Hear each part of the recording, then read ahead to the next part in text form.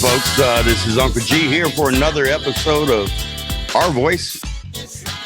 Today's episode is going to be one of our longtime loopers, a gentleman by the name of Kuren Patel.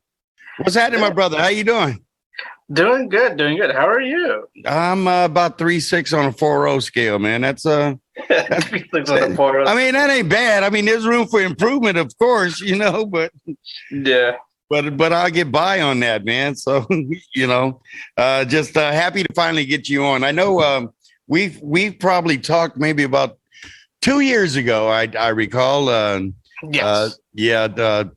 Sharing information back and forth. That's a matter of fact, it was even before the podcast was ever alive and well. Yes. Yeah. So that was about what, resumes and job hunting, right? We were talking about resumes and job hunting. I told you that I had an HR background, or it was a thing. So we discussed some stuff. Not that anything that I may have recommended helped. You can always take what I got to say in a grain of salt. That and 35 cents won't buy a soda anymore. But hey, but it's free advice. So that's about it. So what's been happening with you, man? After so many applications and whatnot, and a lot of companies dangling the carrots in front of me, I decided to start my own company. That was the answer all along, brother. I believe so, yes. Even though most people don't support me and believe me in doing this, they always tell me to just keep trying, applying and whatnot. But I'm tired of applying. I think if I'm going to have something suitable and I feel fulfillment in that position, I might as well just create my own position. Exactly. Exactly. And if you want to work for an organization that thinks the way you do, then it needs to be your organization. Essentially, yeah. I mean, yeah, pretty much. Actually, I might as well throw these guys underneath the bus because I'm not going to apply to them again. Oh, screw them! Yeah, we can screw people here. We don't care about it, man. Go ahead, talk about their ass. And we'll pass the word. Yeah, I don't mean to do it, but it's just that they've done this to me like 3 times already, and it's Sandia National Labs, and Sandia National Labs. Yeah, they're right next to Livermore Lawrence. Okay. So they work with nuclear weapons of mass destruction, and they do maintenance of those type of weaponry. Okay. So one position was for a satellite position, which is for detecting weapons of mass destruction around the world, national security, all that stuff. Another one was for system engineering on weapons of mass destruction, and another one was actually doing plasma as being a technologist. And each time I got interviews, got invited, did the whole 9 yards. The colleagues who wanted to work with me loved me, but it was always someone in the group who just didn't feel right, and they're the ones that just knocked me out. And really, yeah, it was just weird. And I always try to get feedback, and they always tell me that it is something you could say political within the group. Yeah, and they're like, it's not you. You have the qualified background. It's just how it is. And I'm just like, you're really dangling that carrot in front of me. And then when they hire the person that they wish for, they have 30 years of experience upon me. And I'm just like, really? You put me in a pool with that? Yeah. Well, let me tell you something. There's something known as in the hiring world as N+3. So in order to in good faith, hire somebody, you have to interview at least 3 people and then select from the 3. In ultra political environments, trust me, there's only really one applicant. The other 2 are sacrificial lambs, which really sucks, because you're gonna have me go through all of this crap, and I didn't have a snowball chance in hell anyway, because you just need to eliminate 2 people to get to the person you want anyway. And what really sucks, and I'm gonna put it out there because it's real, is a lot of time that the +2 are minorities, females. So that way they can click those boxes that, hey, well, we're a diverse company. We interview, just last year we interviewed, 35 people of color. Well, how many did you hire? Well, none, but but we interviewed them, and we had a good old time talking to them. It was like a kumbaya and everything. But yeah, we didn't pick up any of them. So yeah, so screw those fucking guys anyway, man. Yeah, it's just unfortunate that type of situation happened. It's real, and the problem is in cases like yours, when you're highly qualified for jobs, there's a such thing as being overqualified, of course. And having looked over your resume before, it's like, well, how come the brother ain't got a job yet? He's awfully qualified. What the problem is when you're overly qualified or you're highly qualified, there's only a handful of those jobs, that are really out there for you, where you're a real good fit. And those are normally top paying jobs, with all the bennies and everything. Well, trust me, there's somebody on that floor who's got a buddy that they would like to see in that high paying good job, Yeah. So that's the good old boys club. So I say they can all shove it up their ass, because you now belong to the best company in the neighborhood, at least yours. Yeah. So to talk about my company. So let's talk about your company. Before you even get started, I just want to say one thing. I know what Silver Warp is, but I'm not sure if what I think it is and what it actually is in your company is the same thing. So I'm going to shut up now, and you go right ahead. You can. How about this? Let's start off with that. What is your interpretation? What do you think of Silver Warp? All right. Well, I'm a motor guy, car guy. Yeah. I remember us fixing that car and rolling it out. Yep. Let's see. I know it to be vinyl wrapping of cars, or surfaces, where you can put different kind of wraps on, different colors. You can put the imitation metals. You can put the chameleon looks where it changed colors and things like that. That's if you understand what I'm referring to. Instead of painting, then you get a car wrap, or you can get a car wrap that's got graphics on it, and you could ride around all day advertising somebody's business, or maid service or whatever. Oscar Mayer wieners, I don't know. So that's what I know it to be. What is yours? So Silver Warp is actually none of that. We are not writing any vinyl wrap. We are actually building an electrical race bike from the ground up, using space technology, aerospace technology, using everything that is out there that disrupts the world already. Right. So NASA has a bunch of licensed patents, which I am working with on them. So they've developed a new aluminum type material, which can be additive manufactured. So the bike can be even lighter than composites. Lighter than composites and stronger? And stronger. So it'll be quite structurally sound. So you have that type of platform. And then you have all different types of disruptive companies, let's say batteries. So lithium iron phosphates. I choose those because they have high cyclic loading. Okay. And not only that, they're recyclable and they're not flammable. So the casing around them can be lightweight. It doesn't have to be like hardcore destructible like the lithium polymers. Because with those, you puncture that case, it explodes. Exactly. Which is the reason why it's got to be,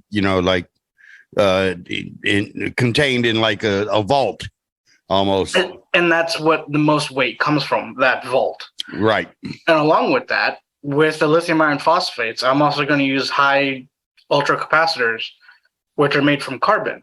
Now, these capacitors are going to be for high discharge of acceleration, regen, charging, so quick charging, and all that stuff. So they're going to be discharging the energy fairly quickly, while the batteries will be storing it for a longer life. And when you're on the track, these races are only 15 minutes, and they don't have ultra capacitors. So to have that race even longer, you have a hybrid system between lithium iron phosphate batteries, and these ultra capacitors. And this bike will have such an acceleration that it'll be close to 1 second. And it's not going to be 1 second, but it'll be fairly close. Okay. So the acceleration. We're talking about reaction time. We're talking about on the line reaction time. Reaction time. Okay. Yes. So you have that squared away. There's also the fact that a lot of the motors are always central. I decided to be like, screw that. We're going to do it in the hubs. So BLDC, brushless DC motors, will now be in the front wheel and the rear wheel.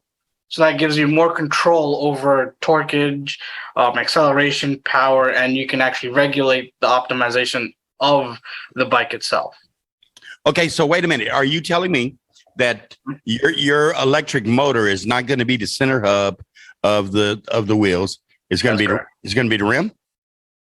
It's going to be the center of the wheel. They're hub motors. They are hub motors, Yes, right? Right in the hub center. motor. Okay. Yeah. Okay. I thought for a second you were talking about it was going to be on the wheel. You know. No, that is another company. So that's a hubless type motor. That one's so there's a company out there in Finland called Verge. They've actually done that, which is fairly impressive. But it looks nice. It looks real nice. Yeah, it looks nice. It works well. But it's not something that's going to be race ready in the market to have a bike go from 0 to 60 close to 1 second and have a top speed above 250 miles an hour. Yeah. So the best way to do that is with the hub motors. I would think so. Yeah. I would not want to go that fast most people don't on a vehicle. On a regular road. Yes. But in racing, they're going very fast. They need to they need to keep it exciting. Not only that, there are transmissions that can go into hub motors, which are also used as bearings. So you can actually mechanically control the speed of the hubs themselves. So the motor can spin faster than the wheel, if need be. That's interesting. So you can have that. You can also control the power, the torquage, electricity, all from the control systems. Almost like a clutch. Almost like clutching the There's no need for clutching. No need for clutch. No. There are some mechanical advantages for the no need for clutching because depending on the speed that the motor is spinning, it will gradually go from one ratio to the next. Okay. And it's actually very fascinating because it was developed by NASA as well because it's meant for the motor articulation for arms.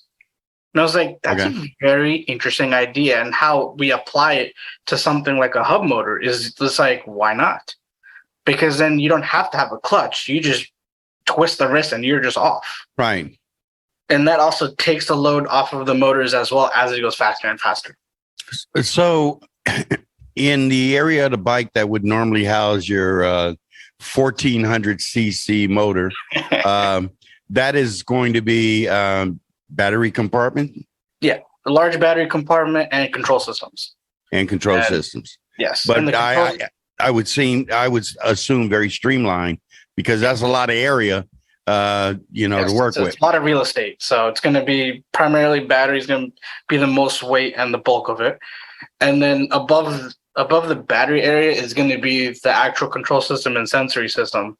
And I've found various companies out there who are actually doing technology that no one's even looking at for. And it's like, why aren't they looking at this? Because this is some profound technology that they're doing, not just software-wise, but hardware-wise. Okay. So there's a company out there called Light Matter. And I'm going to keep preaching this company because I just love what they're doing.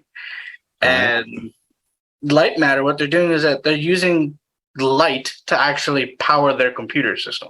So it's like fiber optics all over the place inside, which means that you have 1,000 times faster data rate. You can have 10,000 times more data flowing through those cables, which means that the sensors are going to be hypersensitive, which also means that there's not going to be a lack of power or any heat coming from it because they barely use any power. Right. And barely any heat comes out because it's light. Right. And the information is right there immediate. Yeah, it's immediate. So as these bikes are traveling around the track, the sensors are picking up and like there's algorithms that'll be working even faster and just optimizing the bike performance. So it stays longer on the track and it's also improving rider safety. Okay. Especially with leaning and then picking up different vehicles, picking up any FPV drones that are following for filming. a whole 9 yards. There's a plethora of different sensors that are going to be on that bike just to optimize the bike itself and building a rider profile. Now, my question to you, are there currently right now these electric bikes that are currently on tracks doing 200 miles an hour? There's two companies that manufacture these. Right now, they don't have the same technology that I'm explaining, but they do exceed 200 miles an hour. So one company is Energica. The other company is Ducati. Now, I know Ducati. Ducati's, yeah, they're a motorcycle people. Yeah, so Energica has been in the game for quite some time because they're the lead manufacturer for the bikes. Now that Ducati took over the contract from Dona Sports, they now have a 2-year contract to manufacture these electrical bikes. They've released their bike, but there's no specs on it. So there hasn't been released on what the specs are of this Ducati bike that's electrical. There's also the fact that internationally in the manufacturing world of bikes, Ducati has a 5-year contract on that. So essentially they have a monopoly over not just regular gas bikes, but electrical bikes as well. Mm-hmm. So that gives me at least 2 years to develop a prototype, put it out there, and show them that this is coming and get it ready for the race market. Now, the one that Ducati has right now, are they actively racing it? At the moment, I haven't seen it actively racing, but I have seen photos and some videos of them testing it out. Because I would assume that it's broken every quarter mile record there is. It's like there was 2 seconds in the quarter. All right, then. I would assume so, but right now, all the bikes are made by Energica. Okay. So I think it's going to be some time before they start getting those race bikes rolled out to the teams, and it's up to the teams whether they want to go with Energica or they want to go with Ducati. And obviously, in a couple of years, mine will be the third one to be in place. To be like, do you guys want to go with this one? Right. An option that goes even faster. Wow. And I'm familiar with motorcycle racing. Motor 2 and Motor 3 and all that. Yeah, I had a buddy who was deep into the slalom stuff. Here in California, used to go out there in Central California. There's a big course up there where they race. I'm trying to remember the name of it. It's something green. But I belong to the International Brotherhood of Street Racers, and I hung out with the motorcycle division because at the time I was riding a 1100 V-Star.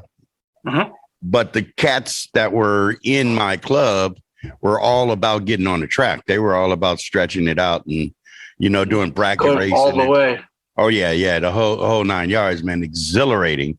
I knew cats that had, fraction of a second reaction times, but those are the daredevils I'm trying to please to. Yeah. And you know what? They would be hell of impressed to find a bike that'll do it every time because, it's 1 in a million riders that can achieve that, to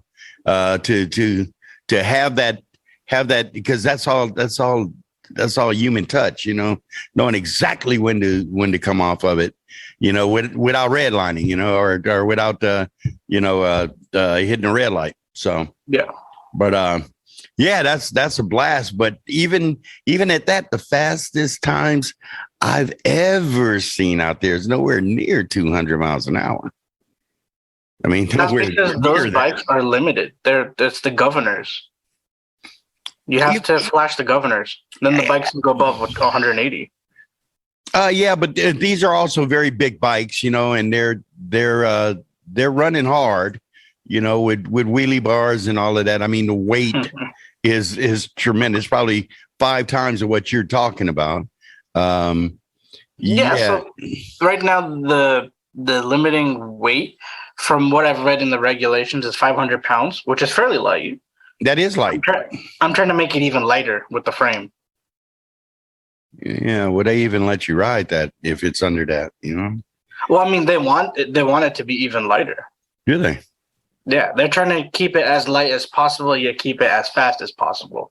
Because when it comes to these racing, it's all about entertainment. Because when you have all these these sponsors, these teams, there's cameras everywhere. It's all a media thing. It's a cash crop for them because people Right. bets to do all that stuff. So the faster these bikes go, the more entertaining it is. Exactly. All about sponsorship. You won't really even be racing it. Sometimes it's more exhibition than anything else, Yeah, exactly. Everybody's at this, it's the great motorcycle race weekend, but during a break, here comes this electric bike and watch. We're about to blow everybody away. Yes. So grab your hot dogs, grab your beers, but don't miss it because it's gonna go by real fast. Like that. Does it make a noise when it goes down? Well, I mean, for these ones, yeah, of course it's gonna make noise. It's not gonna be like your average Tesla where it's just gonna be quiet. Right. It's gonna be humming. Like if it's sitting, it's gonna be humming. If it's gonna be riding around, yes, it's gonna be very loud. Right. It's gonna be piercing like I don't know. I don't think it'll be as loud as a Formula One, but it'll be quite a piercing sound. Right. Yeah, dude, man, you're gonna have to upload some pictures.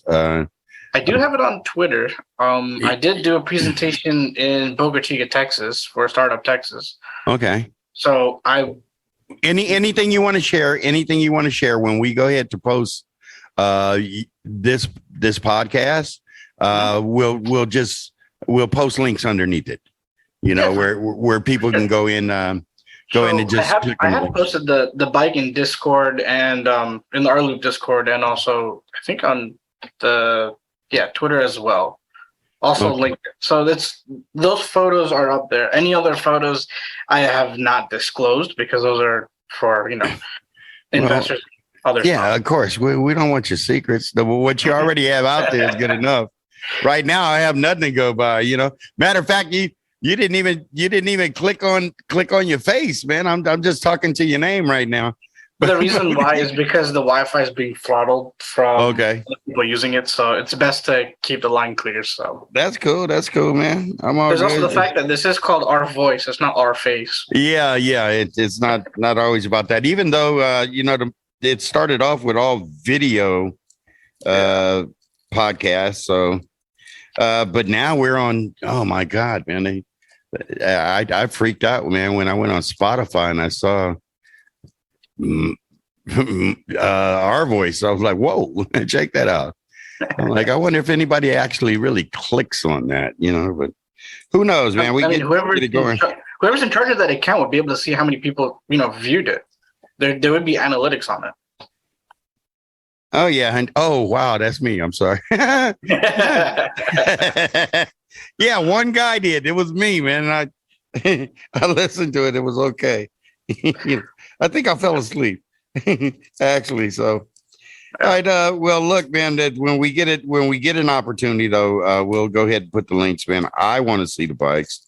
The composite you're talking about sounds really interesting to me because, I do have an aviation background and I used to work on honeycomb fiberglassing and stuff like that. And I understand rigidity, worked on a lot of different things. So if this is some sort of a new type of aluminum composite, that ought to be really, really interesting.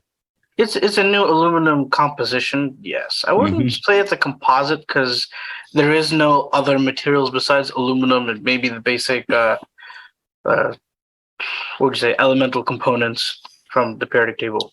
Okay, so I would assume that it's how it's actually manufactured. If it's not hollow, is it? No.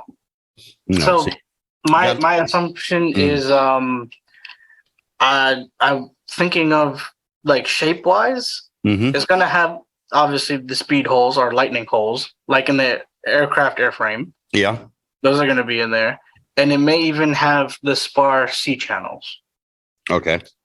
Because those actually handle the stresses quite well. Yeah. And it increases the rigidity. Then there's also looking at the F1 cars. So as you've seen, there's that one guard rim in the very front of the driver. Mm-hmm. It's right above them. And that is actually a hollow too. Okay. So that may even be utilized in the structural frame as well. Who's doing the design for your bike? I'm doing it. You personally? Me So, personally, and I do have two others that are also designers as well. So I do the engineering and all that stuff. And once I'm in the incubator, I will also have interns and contracts with universities and the government as well. cool. So there's going to be a lot of scientific work going into it. So on your timeline, where are you when the bike will actually roll out? So I'm planning to have an official prototype, at least for the market. Mm-hmm. That one would be 2025. So Okay. it's coming in quickly. Wow, dude, how do you sustain yourself between now and then? Right now, it's just I'm doing the engineering work. I have the software and everything. So I do various different contracts here and there to sustain myself. Odd jobs as well. Like whatever I can get, I do it. If I have to flip burgers, I'll flip burgers. It's just that I heard that, yeah. When applying to certain jobs, like they don't like it. I don't know why. They don't like it if you have a degree or if you have like a really high class status. So sometimes I just delete everything, just leave rLoop and they'll take that. Or I just say I have a GED and they take that. I got a GED, yeah. Yeah, so they'll take that. And then there's the only downfall is if they Google my name, everything pops up. Yeah.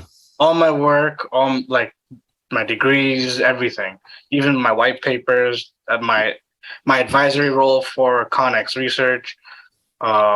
There's even Civil War will come up as well. A lot of stuff I did at International Space University in France. So everything just pops up and they're like, who are you? Yeah, that'll really freak them out. It's like, dude, he should be my supervisor. More like he should be owning the company. Yeah, no doubt. Yeah, so it's like I have to hide that and have a dumb personality and be like, yeah, I'm just really good at flipping burgers. I mean, I make some killer burgers. I can tell you that. Hey, I'm all up for one shooting. I'm good at it. Yep. So, but hey, one thing that's like really popular right now, it's kind of a new trend that's going around is the electric bicycles. Is it by Cake? Pardon me? Is it by the company Cake? There's so many different companies out there right now that are doing electric bikes,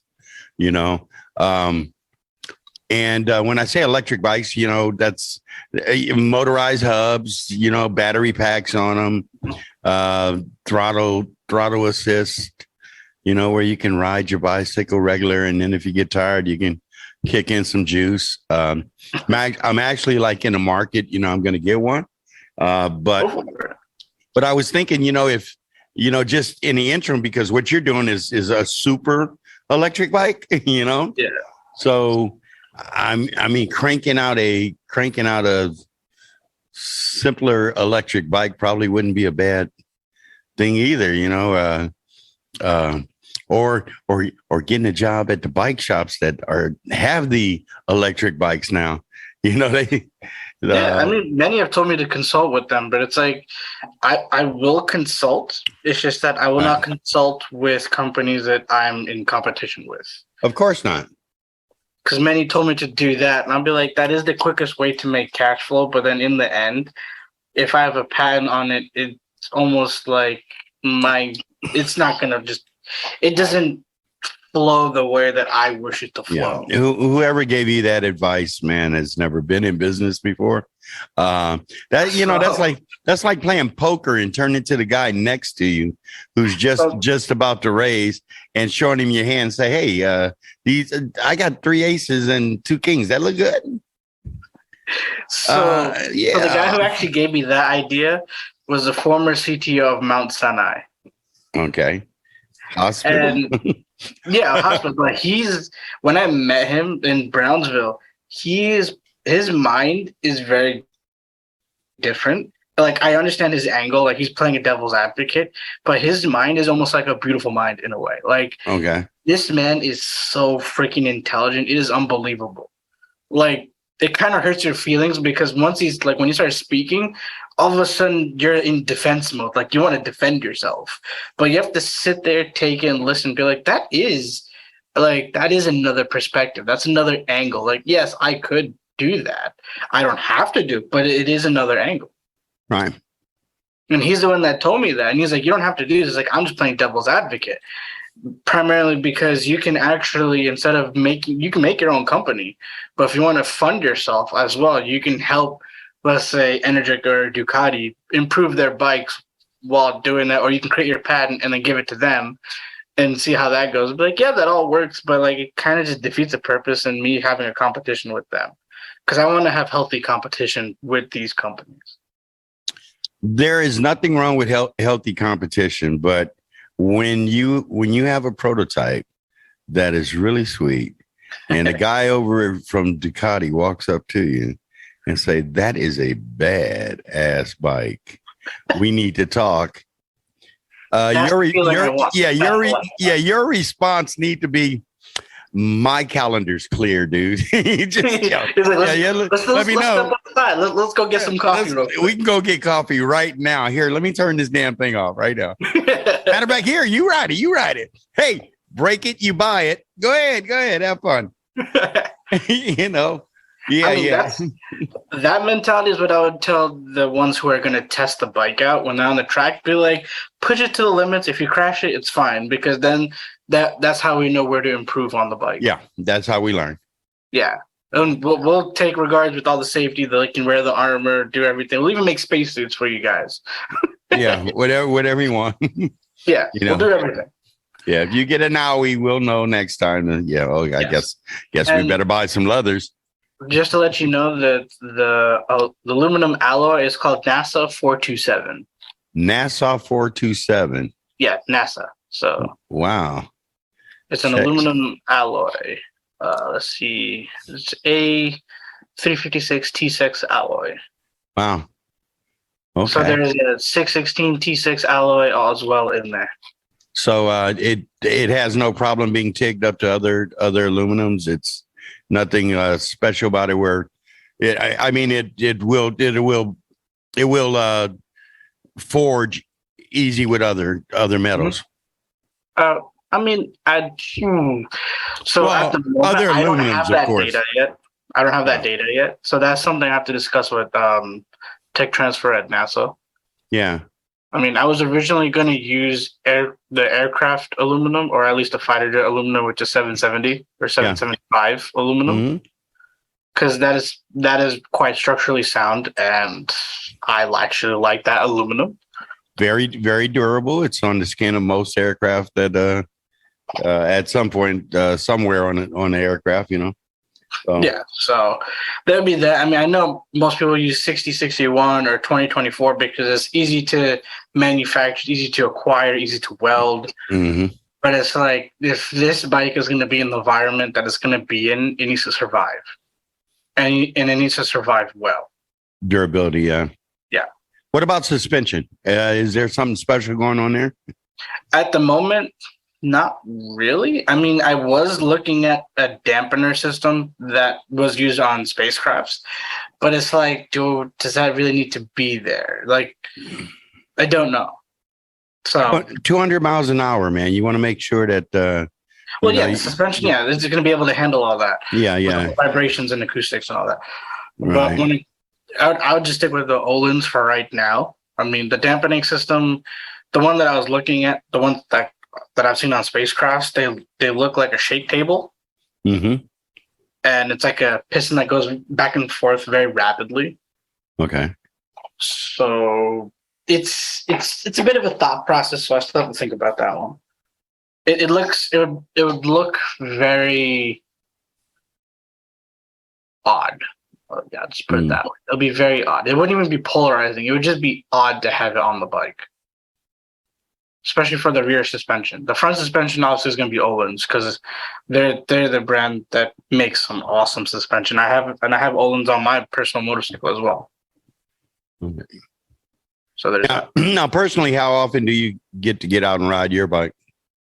Lately, I haven't. The only reason why I haven't been riding is due to my parents and to the location where I'm living right now. So up here in New Jersey, people don't look out for riders, and I have a very powerful bike.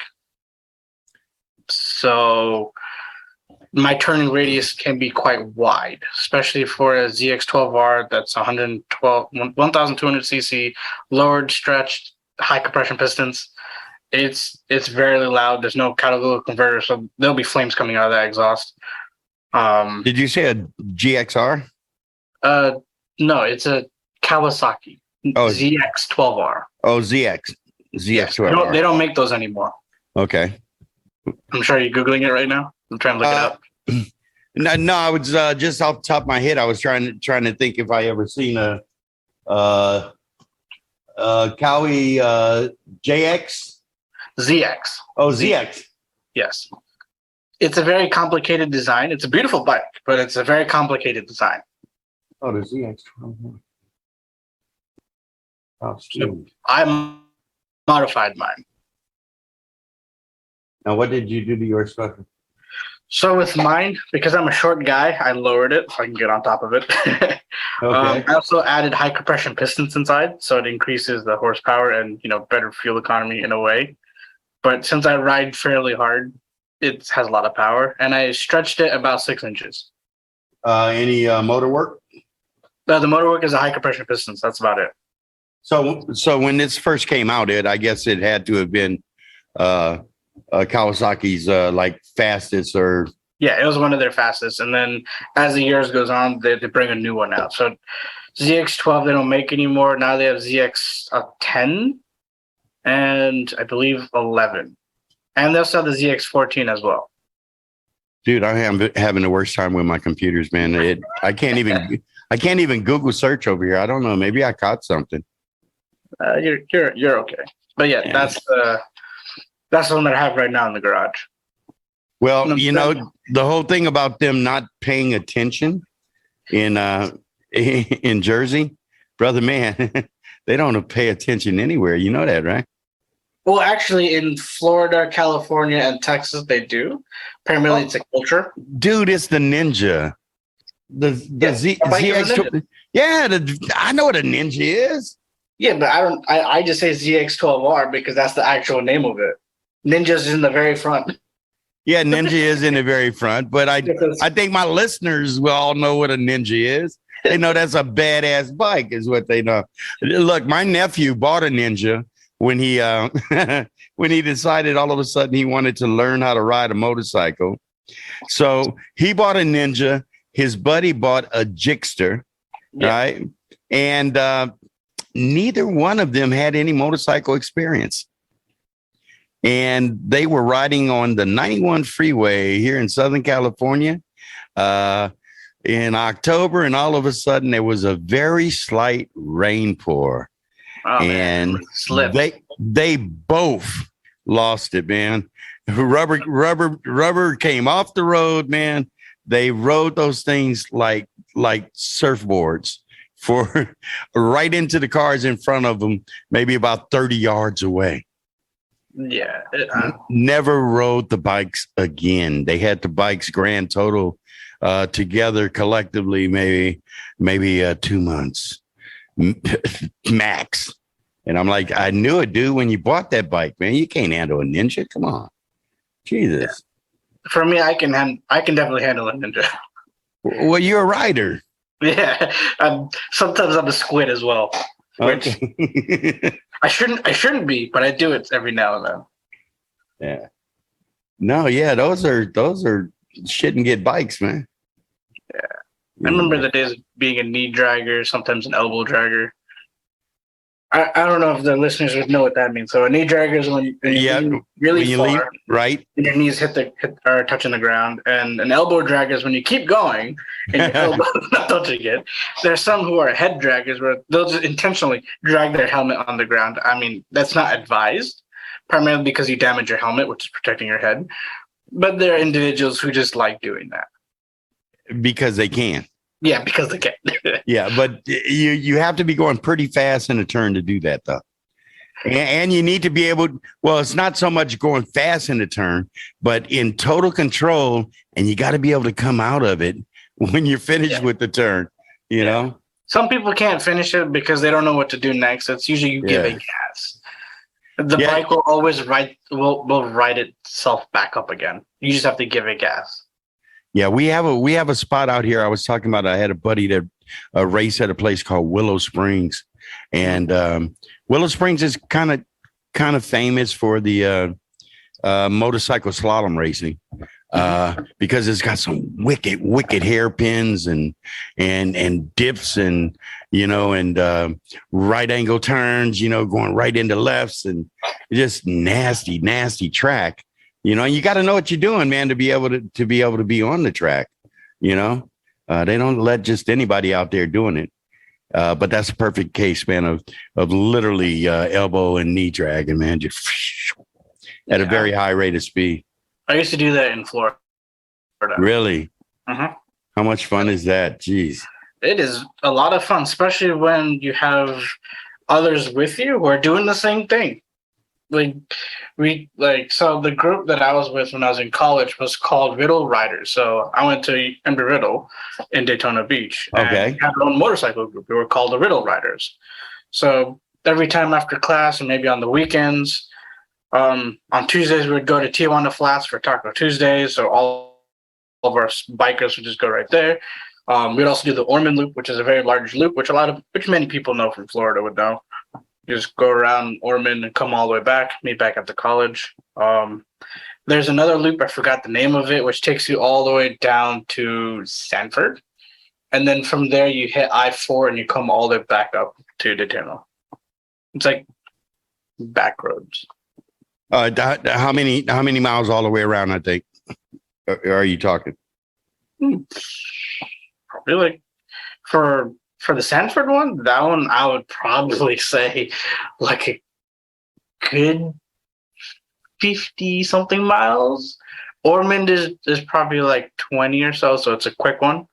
Right. It could be more. I mean, I don't really look at the mileage. I just ride it and enjoy the ride. Right.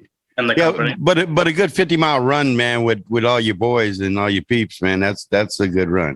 Yeah, so there is a straightaway in the one going for Sanford. So we usually have people at the very end before we have to turn to make sure there's no cops and whatnot, because we just let it rip. And when I mean we let it rip. Like we open the bikes up. Like yeah. You have all these beasts, all modified bikes, to just going in a straight line all the way down.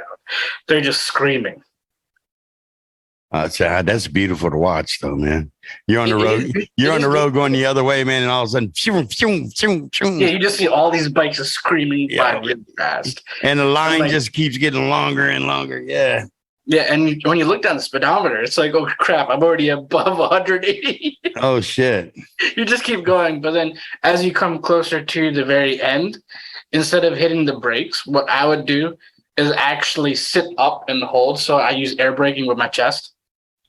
So I slow down. Just come up on the handlebars, come up and just let your chest grab it. Yeah. Slow down from those high speeds, and then from there, then start activating the rear and the front brake. Right. Because at high speeds, you don't want those calipers to grab. Mm-hmm. Because when they grab, they can literally grab, and then you're going to cause an accident. So it's better to have the brakes at lower speeds. Hey, do you know how to hit your brakes and stand on your front tire?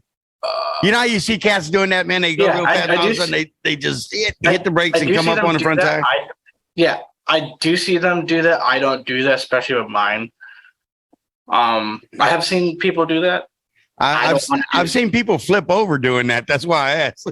Yeah, I don't do that. I don't. I'm like, why would you do that, man? It is very cool to do, but I don't do that. Yeah. That's if you're looking for cool stuff. I think it's cooler going 180 miles an hour, So. Yeah, it's just a new feeling. You're just like, oh, it's like skydiving. Yeah, right. Exhilarating.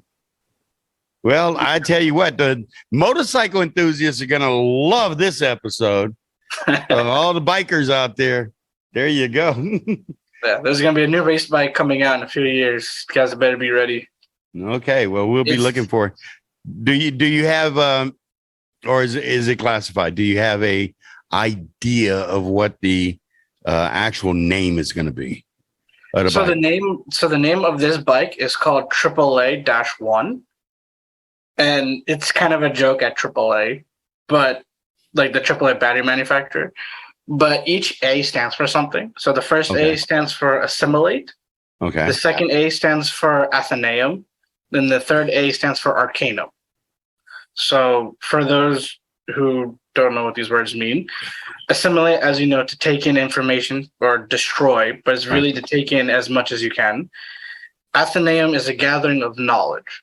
So you're actually hoarding onto it. So you're not just taking in information, you're hoarding onto it. Okay. And Arcanum means mystery. So when you take a look at this bike, you're taking all this knowledge that you know and you apply it and you do not know what the fuck you're going to get. There you go. So that's why this bike is called AAA1. AAA1. There you go. Take in the knowledge, apply it, and we don't know what the hell. Yeah, and let's see what we get. I love it, man. Shit. So we'll be on the lookout now. Of course, over the course of the next couple of years, while we're doing that, anything that you can release, please share with us on Slack over in the rVoice channel or the. You know what? While we were doing this, I just got a text saying, "Uncle G, do not say Zombieland." Yeah, I'm serious. I'm looking right at it. It says, "Do not say Zombieland. We don't want to mention Zombieland because of legal licensing issues." I'm like, damn, am I getting that bad where I can't even? Hey, look, I called this place Zombieland before anybody wanted to copyright that crap. So, well, actually, because of the movie. So, of course, I understand. Yes, they do have it copywritten. But, we can bleep this section out of the whole thing. The hell with that. Let them come after me, man. I'm an old retired fart. What they gonna get from me? Shit, my they can get money out of you. Nah, come on, man. I'll just go right to the news, man. Everybody loves those kind of stories. You know, today on the news, a multi-million-dollar mogul company just went after a retired veteran. Did we mention he was disabled? Yeah, disabled, retired veteran, and put him on the streets. News at 11. Yeah, they'll leave me alone. They're like, come on, guy, just don't say it. How is your location? Did you fix it up? Like, well, you know, it was so pimpalicious. It was unbelievable, man, until a hater called the city, and the city came in and gave me 27 pages of violations and red tagged it and said, you have to start demolition immediately. Dude, that was 3 years ago. All right. And I'm still here. I did do a lot of demolition. You know, if I'd have known that they weren't going to follow up, you know, luckily COVID, but 3 years later, I think they just forgot about me. A lot of reason for that is because I did tell them, hey, look, man, if you guys throw me out, I'm going right to channel 2, channel 4, channel 7. And I'm going to say that the city of Gardena, California, threw a retired disabled veteran out on the street. Yeah, I don't want that kind of press, baby. And like, yeah, I mean, take your time. I feel like the city and the government of Los Angeles already does that with the amount of homelessness that is there. I mean, we do.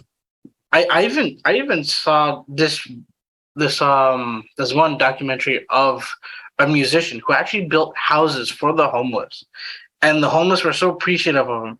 And all of a sudden, the town came in and demolished all of it, saying that he can't do that. Be like, what do you mean he can't do that? Because the government isn't doing anything about this. It's like I think I'm familiar with what you're talking about, and the houses that he built were not on a designated land site that they had already approved for the homeless housing.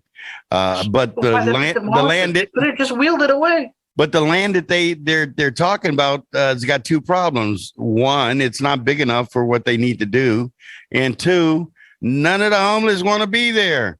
It's, you know, so it's not an area that they want to be in. You know, they've been there longer, so it's like really just finding a company that's willing to buy land and just be like, you know what, create your own Burning Man here. Or like how they have in Denmark, there's a little area, or I forgot what the area is called, where it's free from government and people can do whatever they want. There's no credit meditation, everything's done by cash and all that, and it's free world, free thinking. If they can do that in California, the homelessness will just flock over there and they'll be at peace. I would like to believe that was true, but California's a desert, so the areas that they want to designate get up to 115, 120 in the summer, and I may be homeless, man, but I ain't crazy. I ain't going out there with scorpions, man. I mean, when you're trying to put me in homes where there are no snakes. You know why there's no snakes? Because snakes have to slither on their belly. And at 120 degrees, that is not conducive to slithering. So, well, I mean, I'm just saying, like, there's so many national parks. I know there's a lot of people that like to live in tents and whatnot, and go jump in a lake for bathing. Yeah. There are viable answers. Here's an even better one. Why don't we just take all the damn empty warehouses that we have and especially make homes out of them. And make homes out of them. How hard is that? If property becomes empty, it's blighted. Okay, it's ours now. And we will go ahead and we'll make a homeless shelter out of it. Yeah, and that's all to it. Yeah, they should. That's simple enough. All right, now I'm getting on my soapbox, so I'll leave that one alone. Well, let's see, man. Did we cover everything we need to cover here, man? What program are you in right now in rLoop? What project? I'm in none of them, actually. I'm in the background. Like I told everyone, I'm only summoned in when shit hits the fan. That's a good position to be in. Somebody's got to take care of this shit on the fan. I mean, it's just when people are complaining, they're like, they don't know who to talk to. This one, I'm like, yeah, you can reach out to me. I'll tell you who to talk to. Most of the time, it's usually Brent or one of the team leads of the channels and all that. But if it's like something that's to do with like actual hardcore engineering, or things are not completed in time, that's when they'll call me in and they'll just be like, hey, can you do this real quick? They're like, yeah, sure, why not? Well, we appreciate that. I mean, that's a great place to be in, actually. So it's like a person who's above everyone. I just dangle there like a ghost. Well, yeah. I mean, and you're one of the OG that go back a bit. So that's not a bad place to be in, actually. We're looking right now to try to get new projects going, and get new faces in, and that's all part of this, and trying to push the podcast and just getting the awareness out now that the tokens is out there and stuff like that. So I have been reached out to write a proposal from Silver Warp into the DAO. It's just that I need to know what are the standards of the proposal, what's supposed to be in it, what's supposed to look like. There's also the fact that I want to see how that proposal structural system, how that works, and then how that also works with rFlight. So when rFlight gets successful, then it's like, okay, then this is some viable option that I can actually approach. Yeah, they'll give you something to work with. Well, maybe they're just giving you advanced. They're definitely giving me advanced, but it's also something I need to look at. Right. So I know what the proposal needs, how to make it successful. I need to have tokens, I need to have this, I need to have that, I need to make sure it gets evaluated, all the checks and balances to make sure that as it goes through the system of the rLoop DAO, everyone is comfortable with the idea and what the process is and how it gets funded and all that. Oh, cool. Cool. Well, hopefully when that time comes, man, you'll be able to put something out there, because I'm gonna need somebody to explain all that crap to me. Remember, high tech meets train wreck, man. I don't, I mean, the white paper was written by Brent and a few others, and it was very nicely well said. There's not that much technical; it's very high level, but it's there to help others to understand how this DAO works. Okay. Like right now, there is a figurehead, which is Brent, Ilias, and a few others. But as the DAO grows and people are interested, starts to get funded, Brent and everyone else will then take a step back, and that's when the community will then take over. Right. So the actual figurehead of the DAO will be everyone. And that's how you vote. So it's like, instead of having a singular point, it's just a circle, like a round table. No one's really the head of the table. And that's true decentralization right there. So yeah. But that's cool. Because right now it's just a rectangular table because we're trying to build the whole entire DAO, and then eventually that table will then become a circle because there's no corners in a circle. Right. And there's no figurehead either. So. Yeah, no one's higher than the next, and everybody has their own voice in it. Exactly. So everyone's voice is heard. Okay. Well, Kuren, we're going to have to wrap it up right here, man. I think we didn't hit our time. They're going to cut us off in a minute. I'm getting a notice on the thing anyway. But I really enjoyed this. Can't wait to see the bike. Yeah, sure. You're welcome to post on the Slack channel anything, especially after we put this out, so they'll be able to click on whatever. Just give us the links, so we can take a look at anything you want to see. And yeah, let me see if I can. Where is it? Well, when it gets to that time, just go ahead and just pop it up there. We try to use the I'm not allowed to say Zombieland. We try to use that channel to post all of the crap that we want to do. It sounds like we're gonna have to rename it. So, if anything, it's actually in my tweet. So my Twitter handle is Space Nomad 0. Okay, Space Nomad 0. All right. Okay, so, cool. If you're on Twitter, just add me and start scrolling down, and you will see some engineering work that I've done, some complaints that I've said. I mean, obviously I'm not complaints. There's also AAA's there, the bike, my travels, JPL stuff, Elon, SpaceX. Me being in Brownsville, I also met my old suite mate, who was actually second in command of Starbase. Really? Yeah. He's been at SpaceX for 12 years, and I haven't seen him for 12 years. Wow. So, I texted him, be like, hey, I'm going to be in the area, and this dude was so excited. I haven't heard anyone be that excited to see me. Cool. Even though we met for 15 minutes, he was excited. And I was excited too, because I haven't seen him in such a long time. But that's great. So, but now you guys know where each other is. So whenever he knows I'll be moving down for Silver Warp and the incubator. So, oh, cool.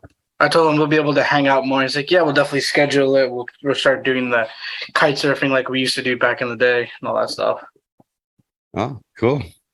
Oh, West Coast place to do that, brother. So.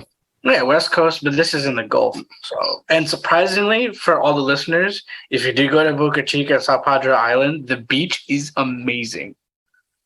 The water there is so crystal clear. I was just dumbfounded.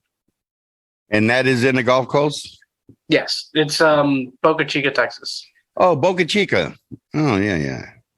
Yeah, all the way down there. There's a Boca Chica, Florida, too. Yeah, no one likes that one. Okay. Keep that in mind. Yeah. Well, all right, man. We're going to have to wrap it up here, man. It was a pleasure talking to you. I'm going to give you an open invite, man, to come on anytime you want, man. And if something new and exciting's around, or if you just want to shoot the shit about something, give me a hit. Sure. We'll go ahead and schedule it, man. I appreciate it. And if there's anybody else out there that would like to get involved with this, all you got to do is go over to Slack, go to rVoice page, and just go ahead and put your name down to schedule, and we'll go ahead and make that happen. But until next time, Kuren, absolute pleasure. Pleasure as well. And we will say Uncle G, and I'm out.